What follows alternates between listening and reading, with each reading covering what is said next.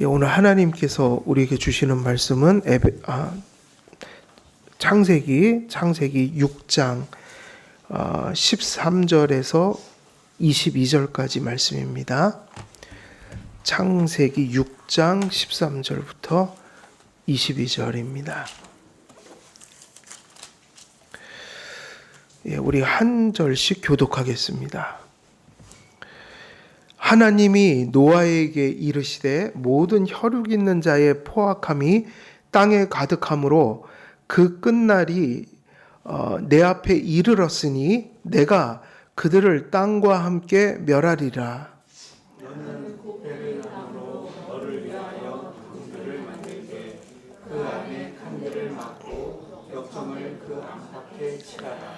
내가 만들 방주는 이러하니 그 길이는 300규빗, 너비는 50규빗, 높이는 30규빗이라. 거기에 창을 내되 위에서부터 한 규빗에 내고 그 문은 옆으로 내고 상중하 3층으로 할지니라. 내가 홍수를 땅에 일으켜 무릇 생명의 기운이 있는 모든 육체를 천하에서 멸절하리니 땅에 있는 것들이 다 죽으리라. 그러나 너와는 내가 내 언약을 세우리니 너는 내 아들들과 내 아내와 내 며느리들과 함께 그 방주로 들어가고 혈육 있는 모든 생물을 너는 각기 암수 한 쌍씩 방주로 이끌어들여 너와 함께 생명을 보존하게 하되 새가 그 종류대로 가축이 그 종류대로 땅에 있는 모든 것이 그 종류대로 각기 둘씩 내게로 나아오리니 그 생명을 보존하리라. 너는 먹을 모든 양식을 내게로 가져다가 저축하라. 이것이 너와 그들의 먹을 것이 되리라. 노아가 그와 같이 하여 하나님이 자기에게 명하신 대로 다 준행하였더라. 아멘. 오늘 하나님께서 우리에게 또 오늘 주신 말씀, 또 특별히 이 문단 속에 우리가 전할 말씀은 이제 또 새로운 주제인데 14절에서 16절까지 말씀입니다. 14절에서 16절 말씀입니다. 14절에서 16절 말씀에는 많은 교훈과 주제들이 흘러가고 있지만 일단은 이 구절에서 가장 선명하게 보이는 큰 주제는 사실은 심판에서 피할 구원의 방주의 식양을 명령하셨다는 거예요. 그러니까 그냥 방주를 주신 게 아니라 식양을 주셨다는 겁니다. 식양은 무엇이냐면 그걸 만드는 모든 그 구조와 치수와 방식을 알려주셨다는 거예요.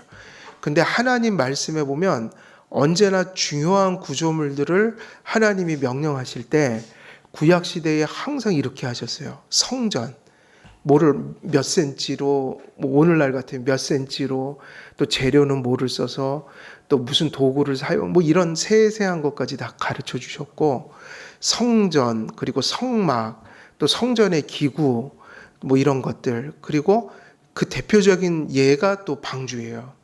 방주 역시 성전 지을 때고 똑같이 몇 규빗 또 뭘 어떻게 만들고 창을 어떻게 내고 문을 어떻게 내고, 물론 여기서 세세한 걸 다 기록하진 않았다고 봐요. 노아는 그 세세한 것들을 하나님께 계시를 받아서 정말 주님께서 말씀하신 대로 그대로 지었거든요. 그런데 이제 여기에 기록된 내용들을 우리는 다 이해할 수는 없어요. 그 정확한 치수 뭐 이런 거. 근데 중요한 거는 하나님이 식양을 주셨다는 거예요. 그러면 이제 그것을 우리는 무엇이라고 의미하냐면 성전, 성막, 무슨 방주, 이것은 다 예표잖아요. 구약에서 다 모형들이라고요. 이제 신약의 예수 그리스도와 은혜 언약 속에서 우리가 누릴 구속에 속한 그 본질들을 예표하고 있는데, 우리가 이 말씀들 속에서 사실은 전체적으로 맥락적으로 붙들고 가야 되는 것은 신앙의 규정적 원리예요. 그래서 원래 우리는 이 말을 어디서 배웠죠? 규정적 원리라는 거를 예배의 규정적 원리라고 했잖아요. 예배의 규정적 원리다.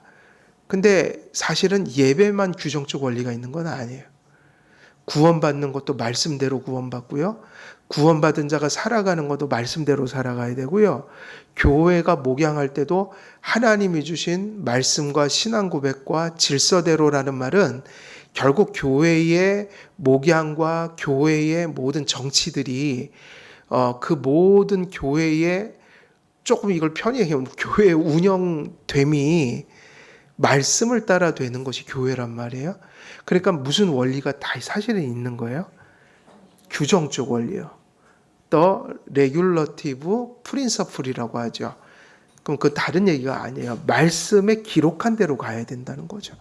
근데 어떻게 그것이 예배에만 규정적 원리가 있겠어요?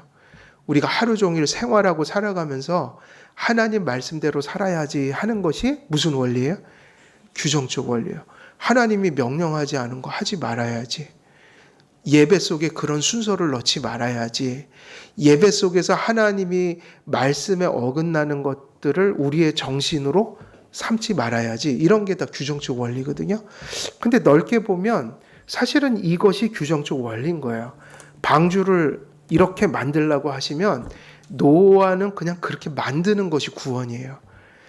그 되게 중요한 의미인데 어찌됐든 지금 큰 주제는 무엇의 식양을 가르쳐 주신 거예요. 방주라는 것을 가르쳐 주셨고 방주는 구원의 방편이었고 그리고 그 방주를 어떻게 만들지를 세세하게 일러주셨잖아요. 그래서 우리가 그런 것들을 염두에 두고 그리고 이제 우리가 세세한 부분들을 살피도록 할게요. 그래서 14절에서 16절은 결국 방주 얘기한 거고 방주를 만드는 방법, 재료 이런 식양을 얘기하고 계신다. 그래서 14절에서 16절까지는 방주를 만들도록 명령하시고 방주의 식양을 명령하십니다.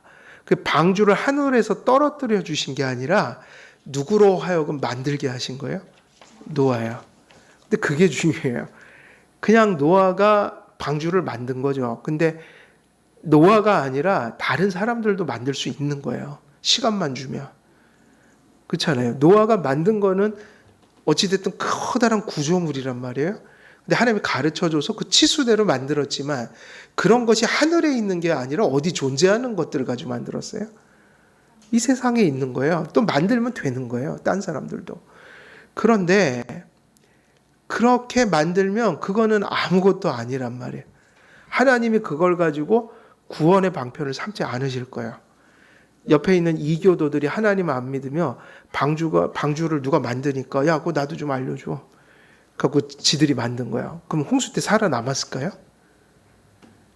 방주만으로 살아남은 게 아니라 방주를 통해서 하나님이 살리신 거. 우리가 이거 꼭 기억해야 합니다. 그래서 제가 늘 현실 속에서도 그걸 기억하라고 그랬잖아요. 하나님이 현실적인 걸 주시지만 그건 수단적 가치다. 목적적 가치가 있다. 그런데 그게 현실적인 것이든 목적적 가치든 무언가를 주시면 제일 중요한 건 그게 뭐죠? 그것에 시선이 멈춰 있으면 안 되고 그걸 주신 손길을 바라보는 게 믿음이라고 그랬거든요. 현실적인 가치들도 하나님을 바라봐야지 유익이 있는 거예요. 그러니까 방주를 만들었다고 되는 게 아니라 방주를 믿음으로 만들어야 되는 거예요. 사실은 방주 생각해 보면 칼빈도 그런 얘기를 한 적이 있지만 그것 자체로는 그 성경에 나오는 그 홍수를 이겨낼 수 없어요. 한번 보실래요? 오늘날 그 방주하고 그 뭐라고 그러죠? 그 큰 배요. 뭐 항공모함 이런 것도 있고 또 왜 그 가끔 이렇게 놀러 다니는 거 이제 관광하는 거 크루즈 같은 거 뭐 타봤어야지 알죠. 그래서 크루즈 그래갖고 그래서 크루즈 그런 것들이 그것도 뒤집어져요 요즘에도.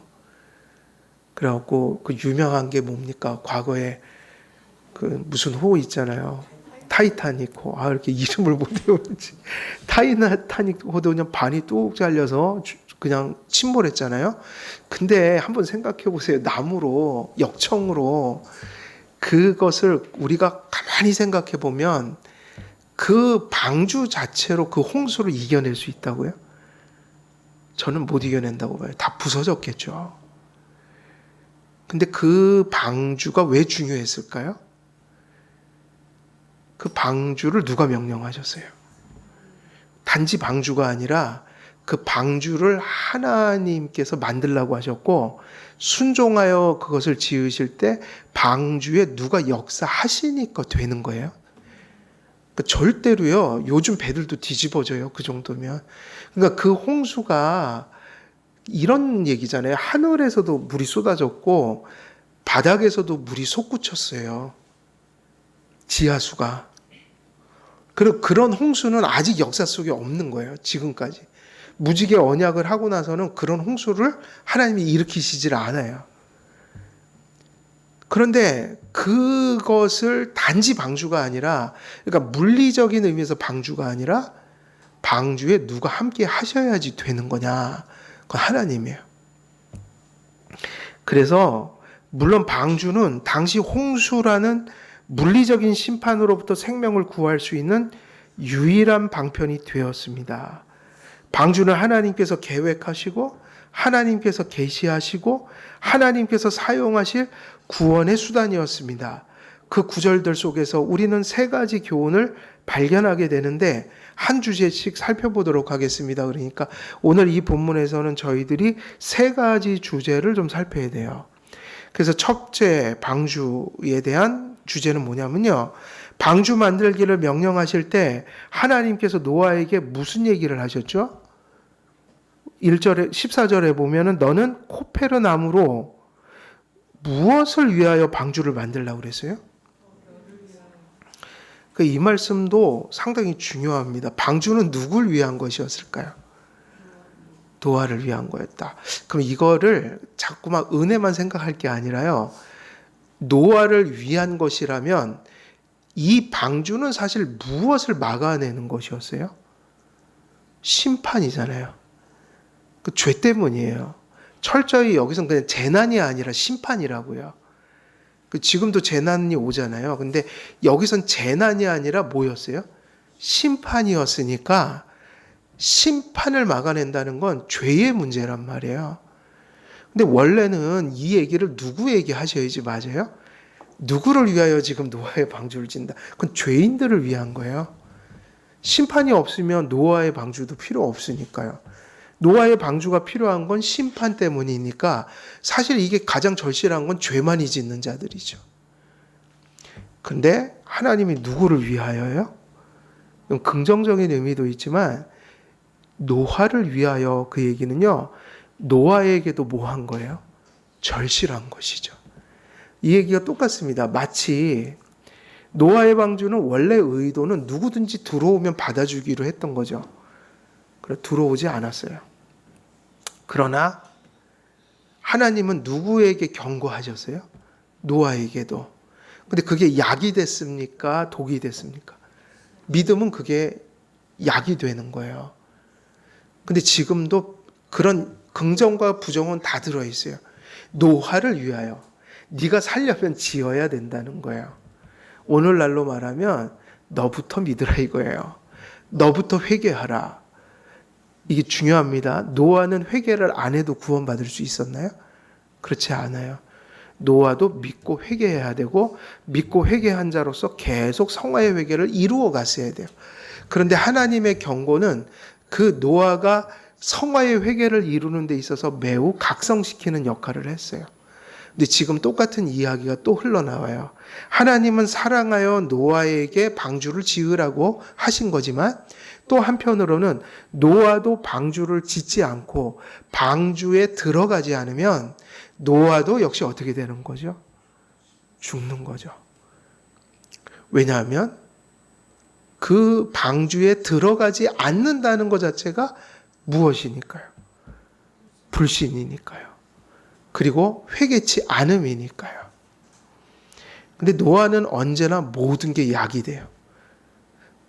하나님의 책망도 약이 되고 하나님의 은혜도 약속도 다 약이 된다. 이유는 하나인데 믿음이 있었기 때문이죠. 그래서 하나님께서 사실은 이 방주를 계시하실 때 불신자들에게 먼저 얘기한 거 아니에요. 불신자들은 그렇게 들었겠죠. 노아를 통해서 이제 들어오라. 그리고 같이 만들자. 뭐 이러지는 않았지만 어찌됐든 그거는 이제 만들면 많은 사람들이 들어올 수 있는 구원의 처소로서 지었기 때문에 분명히 이 방주에 대한 계시는 노아에게 바로 여기서 전달되고, 그리고 이 계시를 받고 노아는 노아의 방주를 짓는 오랜 세월 동안 그거 자체가 전도였던 거예요. 그리고 사람들에게 심판을 분명히 전했을까요? 안 전했을까요? 전했겠죠. 전했을 거예요. 근데 중요한 게 여기 있습니다. 누구에게 먼저 경고도 하시고 살 길도 알려주셨나요? 노아예요. 그럼 여기 써 있잖아요. 누구를 위해서요? 그럼 세상 사람들을 위해서라고 말하지 않고 너를 위해서 져라. 그래서 방주, 죄의 심판도 노아가 먼저, 그리고 거기서 구원받을 방주라는 구원의 길도 노아가 받았어요. 그래서 너를 위하여 방주를 만들되라고 말씀하셨는데, 앞에서 언급했듯이 하나님께서는 노아에게 세상의 죄악의 심각성과 세상을 향한 심판을 알려주신 것이 단지 세상 때문만이 아니라 그 말씀드린 바가 있죠. 노아는 구원을 받은 자요, 하나님의 예정과 사랑 속에 있던 경건한 자였기 때문에 하나님께서는 노아에게 단지 심판의 계획과 결정을 알리시는 목적을 넘어 경건한 자에게 경고의 말씀을 주심으로 부패하고 패역한 세대에서 자신의 신앙을 경건한 두려움으로 겸비함으로, 그래서 하나님의 은혜를 의지함에 더욱 간절해지고 열심을 내도록 하시려는 의도를 가지셨던 거예요. 14절 본문에서 하나님께서는 노아에게 방주를 만들라고 명령하시면서 그 방주가 단지 다른 이들의 구원이 아니라 노아 자신을 위한 것으로, 노아도 방주 없이는 결코 심판을 면할 수 없음을 알고 계신 것입니다. 노아는 세상에 흩어진 죄인들이 하나님을 믿고 회개하며 방주 안에 들어와서 구원을 받도록 하기 위해 방주를 지은 것은 사실이지만, 그러나 방주는 노아 자신을 위한 것이기도 했던 거예요. 사실은 누구에게 먼저 누구를 위하여 그것이 필요하다고 얘기했냐면 노아 자신이었죠. 방주를 짓고 그 안에 들어간다는 것은 하나님을 믿음으로 하나님께 순종하는, 순종이 없이는 불가능한 일입니다. 그러니까 그 방주를 만드는 것 자체가 믿음이에요. 믿음 없으면 만들 수가 있어요, 없어요? 이건 똑같습니다. 우리가 주일을 성수하는 것도 믿음이 있어야 주일을 성수할 거 아니에요. 그리고 믿음으로 주일을 성수하지만 그 주일을 성수하려면 내가 하던 일을 멈추고 발걸음을 교회로 움직여야 돼요. 이 행동은 순종이에요. 믿음이 낳은 순종이에요. 그러니까 똑같은 거예요.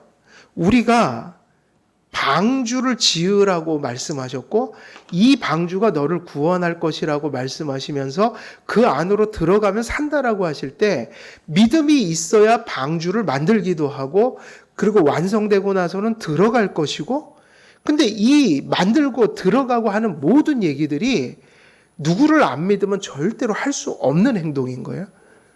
믿음이요. 그러니까 실제로 노아의 가족 외에는 아무도 안 들어간 거지, 그건 행동을 안 했다고 얘기하면 안 돼요. 뭐가 없었다고 얘기해야 돼요? 들어갈 수가 없어요.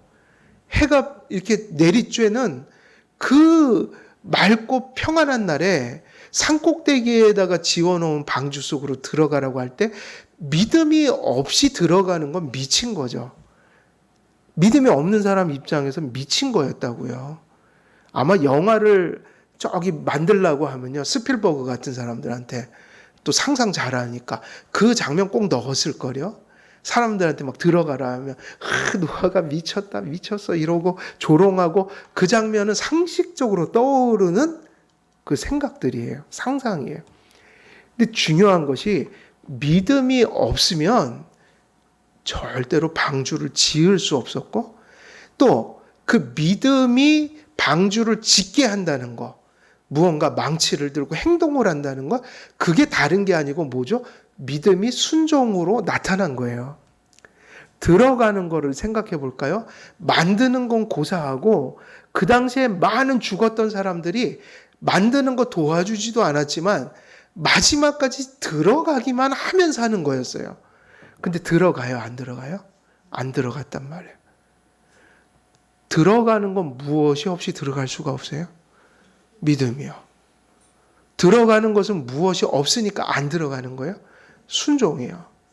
믿음과 순종이 없는 사람들은 노아의 방주에 들어갈 수가 없는 거예요.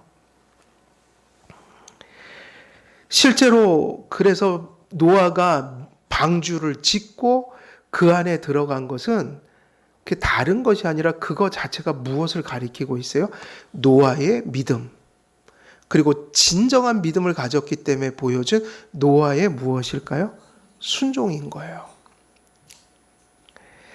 실제로 믿음과 순종이 그 시대에 없었기 때문에 아무도 방주에 들어간 자가 없었어요. 단 한 명도요.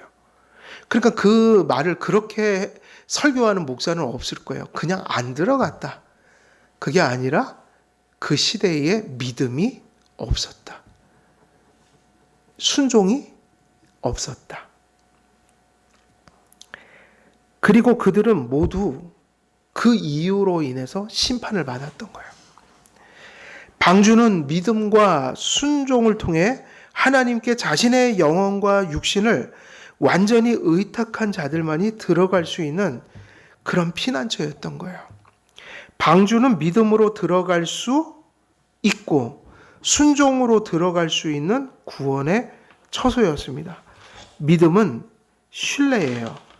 왜 짓고 왜 들어갔냐면 누구를 신뢰했기 때문이에요.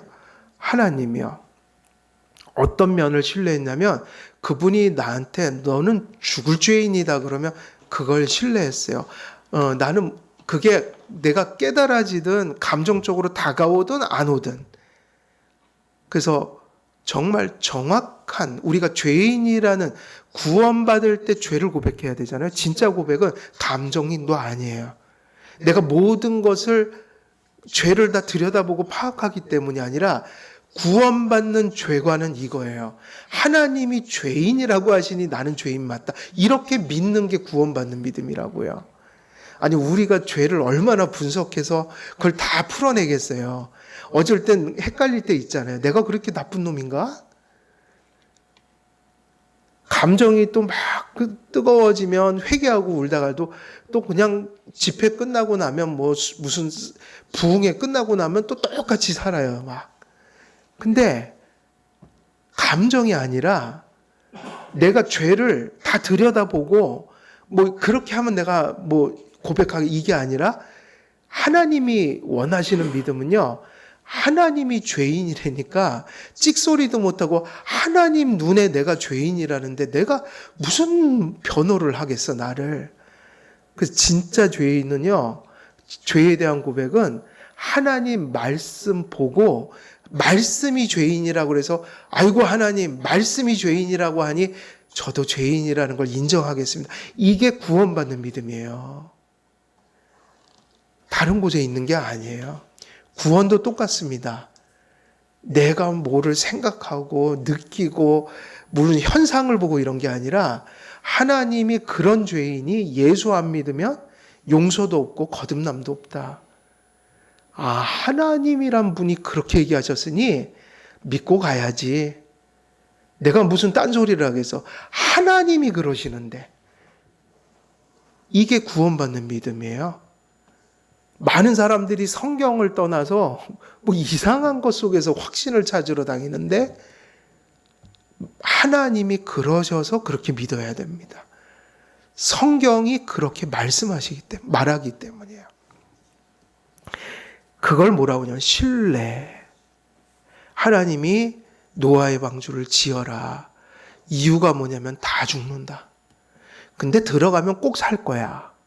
그러니까 노아가 믿음이 있으니까 뭘 했어요? 신뢰요. 그지? 하나님이 말씀하셨는데 뭐 잘 모르지만 다 이해하지는 못하지만 어떻게 보면 나한테 100년이나 뭘 지으라고 하시는데 이게 말이 되나? 이러지 않고 누가 말씀하셨는데가 중요해요. 그래서 우리는 평생 지금 이제 내용을 파악하려고 공부하지만 중요한 건 근본적인 믿음이 있어야 배워가는 것들이 진정한 신앙의 진보로서 역사할 수 있죠. 믿음, 신뢰. 믿음은 자신의 구원을 위해 하나님의 손에 내어드리고, 그래서 믿음은 자신을 구원을 위해 하나님 손에 내어드리고 의탁하는 거예요. 노아는 노아의 방주를 지으라는 말씀에, 그 안에 나중에 꼭 들어가야 된다는 말씀에 누구를 의탁했어요? 자기를. 그게 뭐냐면 하나님의 손에 우리의 구원을 내어 맡겼다는 의미. 이것이 뭐냐면 구원받는 믿음인 거예요. 이거를 구원받는 믿음이라고 하는 거죠. 믿음은 구원의 길을 제시하며 구원에 이끄는 손길에 자신을 맡김으로 그 이끄시는 대로 신뢰 속에서 자신을 의탁하니 믿음의 반응이 뭐를 낳아요? 이렇게 자기를 내어 맡길 때, 의탁할 때, 주님을 의지할 때 나오는 행동이 있잖아요. 그러니까 이런 거죠. 내가 믿음을 가졌다. 하나님을 신뢰하게 되었다. 내 마음이 그렇다 그러면 그때부터는 뭐가 나오게 돼 있어요? 신뢰하니까 신뢰하는 행동을 하게 되겠죠? 그게 뭐예요? 순종이라고요. 그러니까 이 순종은 세상이 얘기하는 그냥 그 율법주의적이거나 행동주의를 얘기하는 게 아니에요. 기독교는 행동주의를 얘기하지 않아요. 믿음을 얘기하죠. 근데 그 믿음에서 나오는 행동을 하나님은 그것이 바로 크리스찬에게 나와야 되는 윤리라고 얘기해요. 믿음의 행위여야 돼요. 어찌 보면 방주는 믿는 자를 위한 것이며 순종하는 자를 위한 것이에요. 참 역설적이죠. 하나님 들어와라 그랬지만 실제로는 방주는 누구를 위한 거예요? 안 믿는 자예요? 믿는 자예요? 왜냐하면 이렇게 가기 때문에요. 안 믿으면 들어갈 수가 없는 거예요. 안 믿어지니까 못 들어가죠. 조롱을 하지. 그러니까 믿음이 너무 중요하니까 홍수가 나기 전까지 세상 사람들은 무엇을 가져야 했던 거예요? 믿음이요. 그래서 제가 가끔 드리는 말씀이 있죠. 내가 진정 하나님 앞에 믿음의 행위를 하려면 뭘 하려고 먼저 덤벼들지 말고 먼저 뭘 가져라? 믿음이요. 믿음이 있으면요. 그냥 믿음이 생기면 그 다음에 믿음이 있으니까 그냥 믿음에 이런저런 게 나오는 거예요. 근데 믿음이 없으면 아무리 쥐어짜도 그 행동을 엄청나게 도덕적으로 해도 그건 하나님을 생각하면서 하는 행동이 아니기 때문에 생명에서 나온 행동을 도덕주의자들은 할 수가 없어요. 바리새인들이 도덕주의, 율법주의. C.S. 루이스가 그런 얘기를 한 적이 있거든요. 이 세상에서 가장 나쁜 죄가 누구였냐면 최고로 사악한 죄. 창녀들이 아니었다고 그래요. C.S. 루이스는. 그럼 매우 육신적이고 정욕적인 죄들인데 그리고 또 누구죠? 그 비슷한 죄가? 창녀들하고 비슷한 급에 있는 죄인들, 남자들 중에 세리들. 이 사람들의 죄도 크지만 따지고 보면 가장 교활한 죄는 바리새인들이었다고 그래요. 바리새인들은 사실은 무엇을 진짜 잘했던 사람들이에요. 외형적으로 행동을 잘한 사람. 율법주의, 도덕주의. 근데 하나님이 그걸 가장 역겹게 여긴다는 거예요.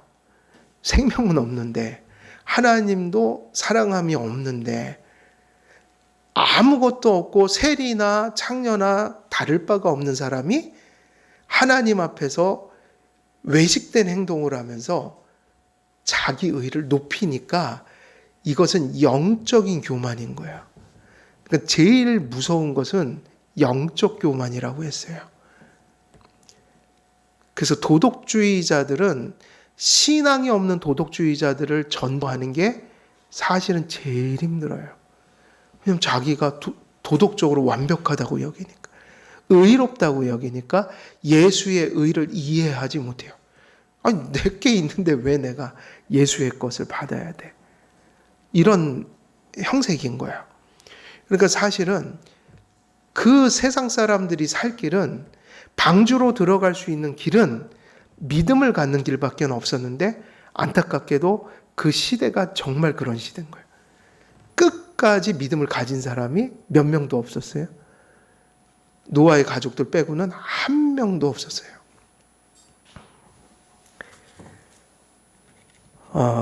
그래서 오늘날 점점 돼가는 형색들이 비슷해져 가는 거예요. 요즘에 왜 이렇게 믿음이 희귀하냔 말이에요. 정말 사람들이 믿음에 반응하지 않아요. 많은 사람들이, 불신자들 중에 정말 반응하지 않아요. 차라리 받아들이든지 아니면 욕을 하든지. 그럼 반응하는 거잖아요. 재밌죠, 전도가. 좀 전도하려고 그러면 욕도 한 번씩 해주고 그러면 복음이 역사하고 있다. 반응하는구나. 근데 요즘 사람들은요, 반응을 안 해요. 속으로만 욕하지 무관심 있죠, 그냥. 그런 모습들이에요. 지금 막 정치인들이 하면 왜 이렇게 외면하잖아요. 길거리 같은 데서 외면해요. 저는 시끄러워서 보는 데서 이랬어요. 좀 조용하시라. 너무 시끄럽게 하고, 뭐 그렇게 다들 왜 이렇게 시끄럽게 하는지, 뭐 그거 한다고 찍어줄 것 같은지. 막 시끄러워서 귀를 막아버렸어요. 근데 하나님을 향해서 좀 그런 모습들이 오늘날도 짙은 것 같아요. 완전 무반응. 냉소라고 하죠. 정치인들 대하듯이 사실 교회도 돼요. 그게 좀 심각하긴 해요. 경건한 성도를 위한 것이다. 그러니까 결국 방주는 경건한 자들을 위한 거예요. 왜냐하면 믿음을 가져야 들어가니까요. 왜냐하면 노아 가족 외에 모든 자들이 홍수의 물결에 멸망당한 것은 그들이 방주에 들어가지 않았기 때문입니다. 그런데 묻는 거죠. 왜 못 들어갔습니까? 그들이 하나님의 경고와 구원의 부르심에 응답할 믿음이 없었고 순종할 마음의 의지를 소유하지 못했기 때문이죠. 이스라엘의 초대왕 사울은 왜 하나님께 버림을 당하였으며 왜 비참한 말로를 맞이했죠? 되게 복잡하지 않아요. 사울이 왜 버림을 당했죠? 그의 믿음 없음을, 생명 없음을 어떻게 그렇게 잘 표현해 줬어요, 사울이? 그러니까 어떤 분이 묻더라고요. 사울은 선택받았는데 떨어져 나가냐? 아니요. 사울은 본래 믿음이 없었어요. 일시적인 믿음이 충만했었죠. 근데 따지고 보면 그는 구원받는 믿음이 없었기 때문에 그가 말로에 보여줬던 모든 패역함은 그의 믿음 없음이란 말이에요. 믿음 없음을 아주 그냥 엄청나게 표출하고 가신 거예요. 그러니까 우리는 장로교회는 그렇게 얘기하지 않아요. 믿음이 있다가 없어졌다고. 이제 저런 행동을 하는 것을 보니 저에게 믿음이 없음을 증거하고 이래서 우리가 출교할 때 회개 안 하면 출교시키는 거예요. 믿음이 없었구나 이 얘기라고요. 그런데 나중에라도 회개하고 돌아오면 믿음이 있으셨군요. 이렇게 또 얘기하고 받는 거예요. 그러니까 사울은 믿음 없음을 드러냈다고 봐야 되는 거예요. 그런데 단순해요. 왜 버림을 당했죠? 그는 옛 언약 하에서 은혜 언약의 약속을 누리지 못했고 버림을 당했습니다. 이유가 되게 단순하다. 이유가 뭐예요? 왜 하나님께서 하지 말라는 걸 했죠? 계속 교만해지고 심지어는 결정적으로 버림받은 건 하나님의 질서를 어지럽혔기 때문이에요. 사무엘만이 제사를 지낼 수 있는데 누가 제사를 지내버렸어요? 그래서 여러분 이건 중요합니다. 사울도 할 말이 있었던 거예요. 사무엘이 늦게 왔다는 거예요. 근데 아무리 늦게 와도 하지 말아야 될 거 하지 말아야 돼요. 근데 오늘날 현대 교인들의 특징이에요. 늦게 오시니까요. 사무엘이 늦게 오시니까요. 이러니까요. 저러니까요. 상황이 이러니까요. 내가 힘드니까요. 이러면서 하나님 말씀을 무참하게 버려버린다고요. 그러면 안 돼요. 사울이 믿음 없음을 어떻게 증명했냐면 사무엘이 늦게 오니까 자기가 뭘 해버린 거예요. 제사를 지내버렸는데 그건 결정적으로 버림받는 계기였어요. 그래서 뭐라고 그랬죠? 순종이 제사보다 낫고. 그는 옛 언약하에서 은혜 언약의 약속을 누리지 못했고 버림을 당했는데 단순하다. 그에게 뭐가 없었냐면 믿음이 없었죠. 믿음이 없으니까 늦게 와도 기다리고 멈춰야 할 것을 기다릴 수 있나요? 없나요? 왜냐하면 그 멈추는 거 있잖아요. 브레이크. 늦게 오시네? 제사는 빨리 드려야겠는데. 근데 이게 손을 대면 안 되는데? 손이 자꾸 가요. 근데 이걸 브레이크하는 건 행동이 아니라고요. 행동주의가 아니라고요. 믿음이 있으면 멈추는 거고요. 믿음이 없으면 못 멈춰요. 그러니까 사울이 그 엄청난 죄를 지은 것은 믿음이 없었기 때문에 자기의 악한 행위들과 그 조급함과 그리고 그걸 뭐라고 그러죠? 그런 우리가 경솔함, 신앙에 속한 경솔함이 왜 나왔냐면 믿음이 없었기 때문이에요. 그러니까 옳은 것을 몰라서 그런 게 아니라 아는데 사울이 자기가 왕이 제사장 대신에 제사를 지내면 안 된다는 걸 지식적으로 알았을까요? 몰랐을까요? 몰랐을 리가 없죠. 근데 그렇게 되는 거예요, 몸이. 이유는 뭐냐면 믿음이 없으니까요. 근데 구원을 못 받은 것은 좀 넘어서서 성도들이 믿음은 있지만 믿음이 잠들 때가 있잖아요. 죽은 건 아니지만 믿음이 부재한 건 아니지만 그래서 사울하고 다윗이 다른 거예요. 사울도 불순종했지만 다윗도 만만치 않은 죄를 졌다고요. 근데 왜 다윗은 믿음이 없지 않았어요? 회개를 했단 말이에요. 그러니까 우리가 믿음을 인정해 주는 거예요. 하지만 넘어질 때 보세요. 왜 다윗은 그렇게 경건한 자였는데 우리아의 아내가 목욕하는 걸 보고 그리고 못된 짓 해놓고 이제 남편을 얼굴을 대면할 때 누구를 제거하고 싶은 거예요? 남편을. 근데 믿는 자에게도 그만큼의 죄가 오는 거예요. 다윗 같은 경우에도 살인죄, 간음죄. 믿는 자도 그 정도로 유혹을 받는데 물론 회개를 했지만 근데 그 넘어질 때를 보면 왜 넘어질까요? 역시 믿음의 문제라고요. 믿음은 있는데 믿음이 활력을 잃었고 믿음이 잠이 들어버린 거니까 믿음이 잠들고 흔들리면 없는 건 아니지만 믿음이 잠들면 누구처럼 죄를 져요? 다윗처럼요. 그래서 저기 막 천국과 지옥을 왔다 갔다 하잖아요. 심리적으로. 중요한 건 믿음이다.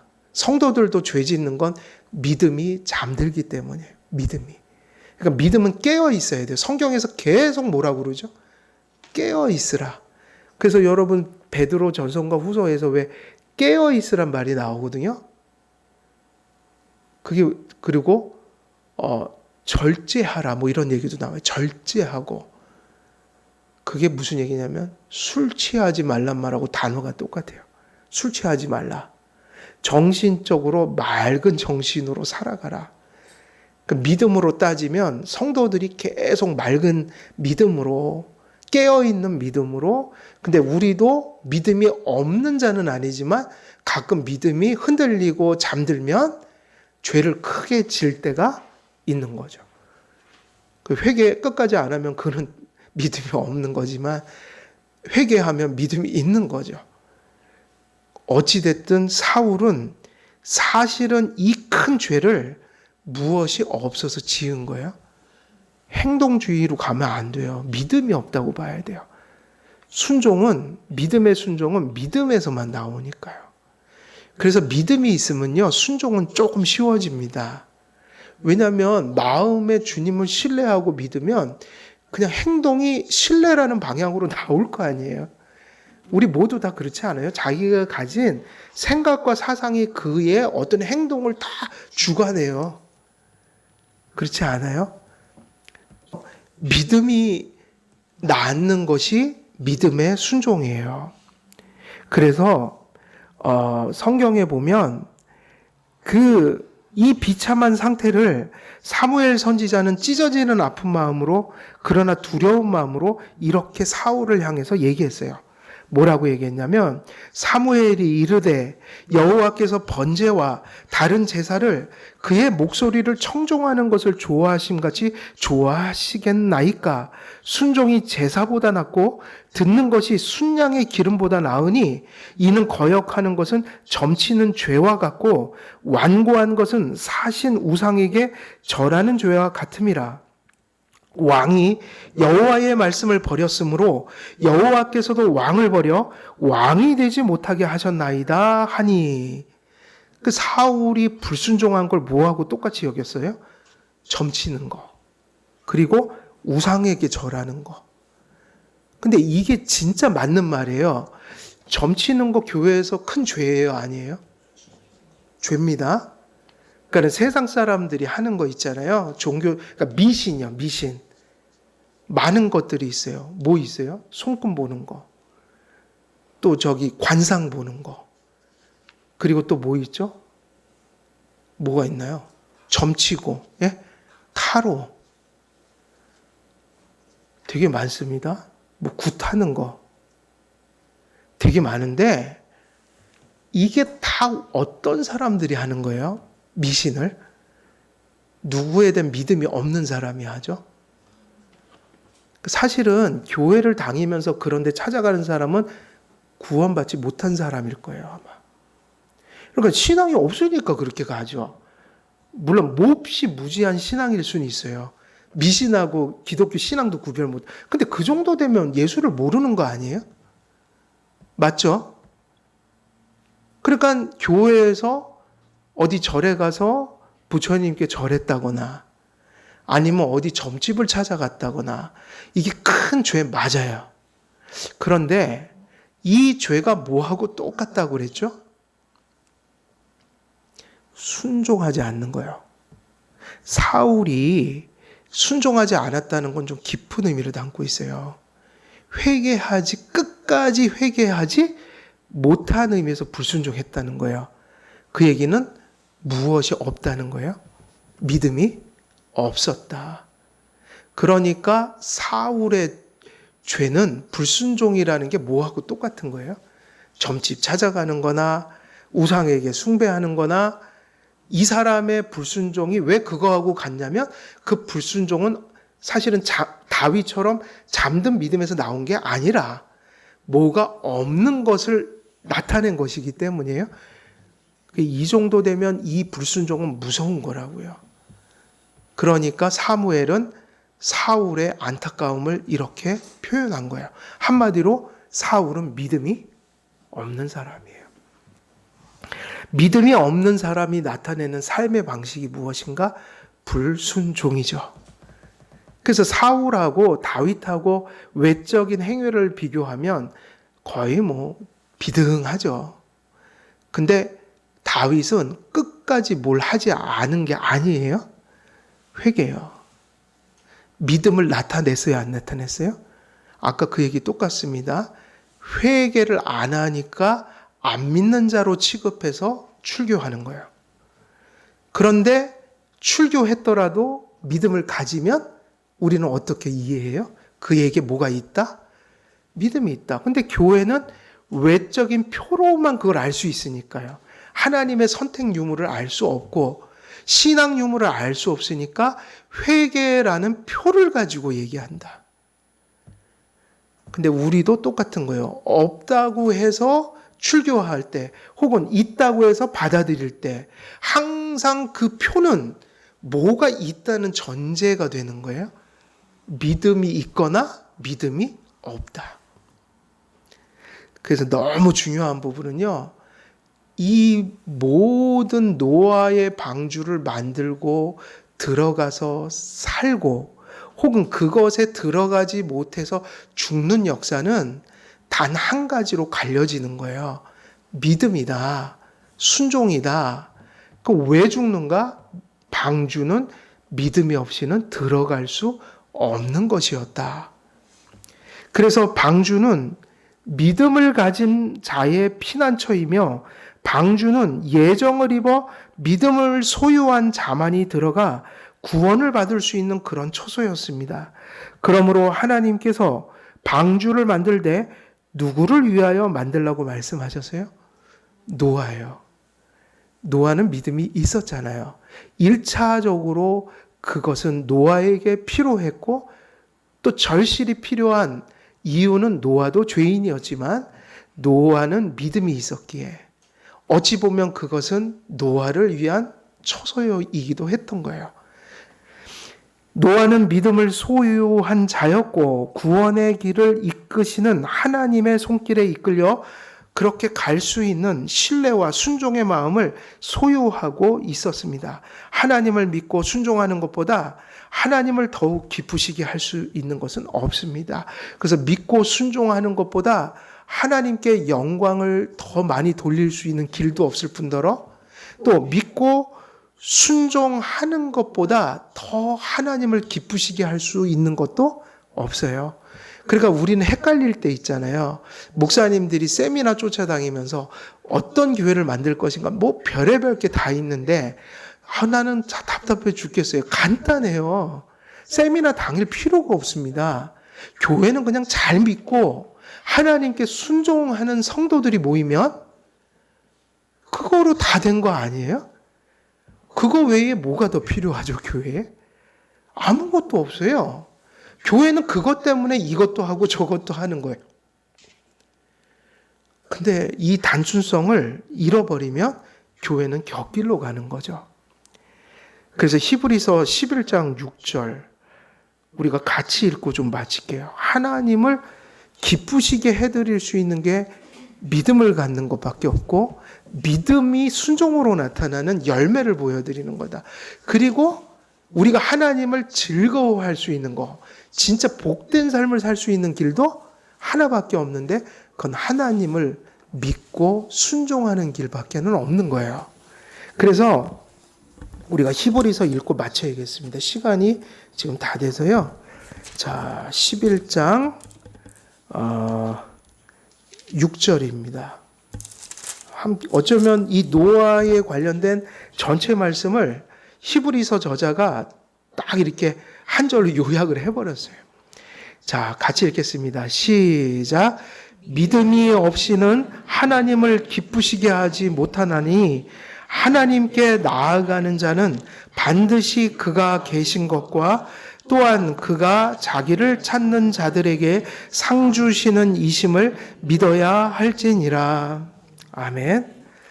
예, 우리 기도하고 마치도록 하겠습니다.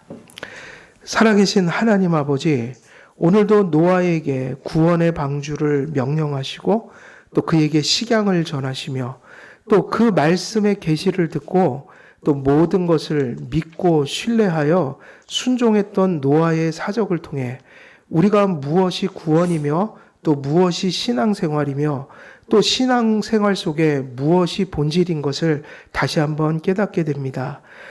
그 큰 심판 속에 구원을 받고 하나님께서 주신 은혜의 언약을 누렸던 노아처럼 우리의 가슴 속에도 순종할 수 있는 믿음을 허락해 주시고 하나님을 신뢰하여 우리를 다 내어드림으로 우리가 진정한 안전과 진정한 축복 속에서 또 소명을 다하며 살아가는 삶을 누릴 수 있도록 하나님 참 믿음과 또 참된 믿음으로부터 나오는 삶을 살아갈 수 있도록 하나님 성령으로 충만케 하여 주옵소서.